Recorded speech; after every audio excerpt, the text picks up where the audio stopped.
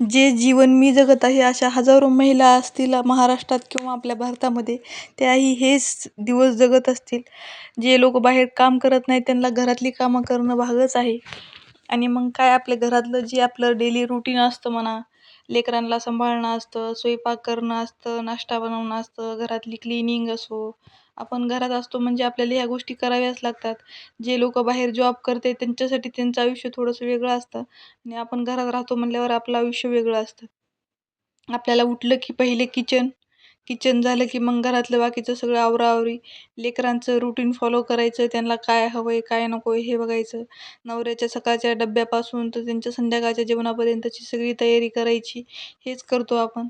आणि आपण पहिल्यापासून स्वतःसाठी विचार केलेला नाहीये. आपण आपलं महिलांचं कसं असतं, लहानपण असतं ते आई-वडिलांकडं. घरची जसं बोलतील तसं ऐकायचं, त्यांच्या शब्दापुढं जायचं नाही. आपले आई-वडील आपल्याला धाक लावतात. लग्न झाल्याच्या नंतर नवरा धाक लावतो. सासू-सासरे धाक लावतात. हे करायचं नाही, ते करायचं नाही. मग आपण त्या गोष्टी ऐकत जातो. आपण स्वतःसाठी काही करतच नाही. आणि माझं कसं आहे, मी कधी घराच्या बाहेर पडलेलीच नाहीये. कधी जॉब म्हणा, काय म्हणा, मी अशा गोष्टी कधीच केल्या नाहीत. जसं लग्न झालेलं आहे तसं फक्त घर, इकडची सासरची माणसं यांच्या शब्दापुढं कधी गेले नाही आणि आतापर्यंत गेले नाही आणि इथून पुढे जायचं पण नाही. पण एक असं स्वतःसाठी आपण काहीतरी करायला पाहिजे होतं. ह्या गोष्टीची मला म्हणजे कधी पण असं वाईट वाटतं, की मी स्वतःसाठी कधीच काही केलं नाही. फक्त ह्यांच्या घरच्यांचा विचार, घरचे म्हणले नाही जायचं, की आपण नाही जायचं. घरचे बोलले जा तर जायचं. असं वाटते कधीतरी आपण घराच्या बाहेर पडायला पाहिजे होतं. आपण काहीतरी जॉब किंवा काहीतरी कोणतीतरी गोष्ट शिकायला पाहिजे होती. त्याचा आज आपल्याला फायदा झाला असता. पण आपण केलं नाही. आणि आता इथून पुढे जमणार पण नाही, कारण आता लेकरं आहे तर लेकरांना सोडून कुठं जाता येत नाही. आणि आजकालचा जमाना असा निघालेला आहे की आपण कोणाच्या भरोश्यावर आपले लेकरं सोडू पण शकत नाहीत. म्हणून काय आहे ते घरातच आहे. आणि काय मग घरात आहे म्हणल्यावर आपल्याला घरातले सगळे काम तर करणं भागच आहे. नाही केलं तर काय मग स्वयंपाक करणंच आहे, लेकरांना सांभाळणंच आहे आणि रोजचं काम जे आहे ते तर करणंच आहे. बाहेर गेल्यावर थोडं आपलं समजा थोडंसं आयुष्य वेगळं असतं. 4 गोष्टी नवीन अजून शिकायला भेटल्या असत्या. पण आता असो, आपलं आयुष्य थोडं वेगळं आहे असंच म्हणून चालायचं. मीच नाही, माझ्यासारख्या अशा भरपूर बाया असतील की त्यांची इच्छा असेल. माझं तर शिक्षण नाही आहे म्हणा, पण काही एवढे आहेत की त्यांचं शिक्षण आहे तरी पण त्यांना अलाउड नाही आहे बाहेर जाणं, करणं. आपला तर विषय वेगळाच आहे म्हणा. पण तरी पण कधी-कधी वाटतं की आपण करायला पाहिजे होतं. नाही केलं आता काही फायदा नाही आहे बोलून. आता काही मुलं वगैरे झाल्याच्या नंतर जमत पण नाही. आणि कर म्हणलं तरी करणार नाही, कारण आपण लेकरं कोणाकडे सोडून जाणार हे पण प्रश्नच आहे. म्हणून मग आहे तसं जगायचं आणि आहे त्या परिस्थितीत जगायचं. कधी हे नाही, ते नाही म्हणून रडत बसायचं नाही. कारण आपल्याकडं ज्या गोष्टी आहेत त्या गोष्टींसाठी भरपूर लोकं तरसत आहेत आज विचार केला तर.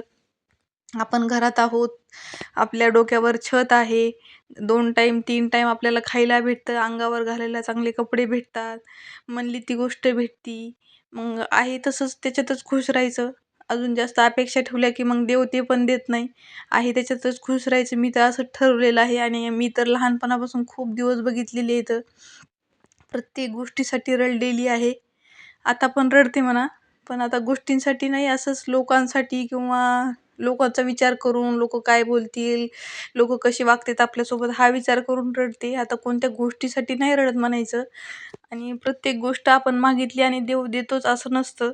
प्रत्येक गोष्टीसाठी एक स्ट्रगल असतं. ते केल्याशिवाय देव आपल्याला काहीच देत नाही.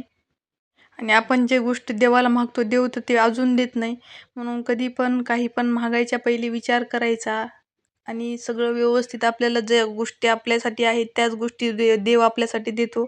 आपण जे मागतो ते देव आपल्याला कधीच देत नाही. असं माझं असं थोडंसं मोटिव्हेशनलच समजा असा ब्लॉग होता. रियांशिकाचं वगैरे आवरलं. ती रडत होती, तिला पावडर वगैरे लावलं होतं आणि ती मला म्हणत होती, "मम्मी तू हसते का मला बघून?" मग तिला म्हणलं, "काही नाही हसते." मग तिला राग आला होता. एवढूशा लेकराला किती कळतं आजकालच्या. आम्हाला तर या वयात काही म्हणजे काहीच कळत नव्हतं. दुपारी जेवण वगैरे करावं म्हणलं. मग ती मला म्हणली, "मम्मी मला तू म्हणली होती सकाळी डोसा बनवून देते." सकाळी काय नाश्त्याला वगैरे बनवलं होतं, मसाले भात वगैरे केला होता. दुपारी मग म्हणलं, "चल तुला करून देते." मला पण भूक लागली होती. आज मस्त शिमला मिरचीची भाजी वगैरे बनवली होती आणि म्हणलं मग तिला मँगो कट करून दिला एक आणि म्हणलं आता तिला 1-2 डोसे करून घ्यावं, खाती का नाही बघावं. आणि मग आमच्या दोघींनी मस्त आम्हाला जेवण वगैरे घ्यावं म्हणलं वाढून. मग ती मँगो कट करून दिलं की मग त्याचं गुपचूप खाते जाऊन. तिला असं वाटतं मी घेते काय, की तिला खूप म्हणजे खूप आवडतं मँगो खायला. मग काय दुपारची वेळ झाली होती, 1 वाजत आला होता. म्हणलं आता चला जेवण वगैरे करावं. आणि आम्ही दोघीच असतो म्हणजे आमच्या दोघीला एकमेकींची कंपनी पाहिजे दुपारची. आणि मस्त मग दोघींनी जेवण वगैरे केलं. आज शिमला मिरचीची भाजी बनवली होती, ककडी घेतली होती मस्त कट करून. आणि तिला म्हणलं थोडंसं मँगो आहे म्हणलं खाऊन बघ. कैरी होती. मग तिनं माझ्यासमोर तर खाल्ली, पण परत हे असं तोंड करत होती. मग काय नाही, मस्त दोघींनी जेवण केलं दुपारचं. मग काय आता दुपारी जेवण वगैरे झाल्याच्या नंतर तिला म्हणलं थोडंसं टीव्ही वगैरे बघ तू. आजपासून क्लास चालू होणार आहे ट्युशन तिची. आता 2-4 दिवस सुट्ट्या होत्या म्हणून तिनं तेवढा आराम केला. पण आता आजपासून चालू झाल्यावर मग टेन्शन नाही. तिला डोसा वगैरे दिला करून. मी पण मस्त दुपारचं जेवण वगैरे घेतलं करून. आणि दुपारचं जेवण म्हणजे वाटतं असं काहीतरी तिखट-गिखट खावं, पण आता सहन बी होत नाही. एवढा उन्हाळा आहे आणि काही मसाल्याचे वगैरे पदार्थ खाल्ले की मग पोटात आग पडायली काही असं, त्याच्यामुळं काही खायची पण इच्छा होत नाही.